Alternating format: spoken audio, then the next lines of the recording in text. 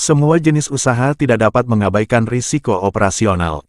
Risiko yang sehari-hari akan mempengaruhi pelanggan sebuah perusahaan adalah risiko operasional.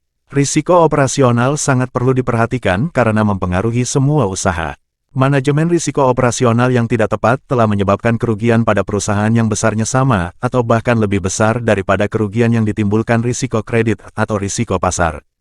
Risiko operasional adalah risiko akibat ketidakcukupan dan atau tidak berfungsinya proses internal, kesalahan manusia, kegagalan sistem, dan atau adanya kejadian eksternal yang mempengaruhi operasional perusahaan.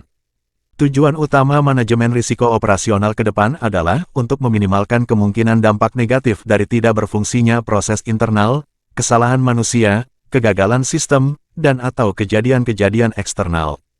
Terdapat beberapa faktor yang berpotensi mempengaruhi risiko operasional yang sering terjadi di perusahaan.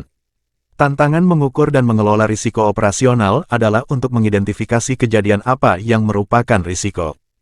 Badan Sertifikasi Manajemen Risiko, BSMR, mengelompokkan beberapa kategori risiko operasional yaitu risiko internal, risiko manusia, risiko sistem, risiko eksternal dan risiko hukum.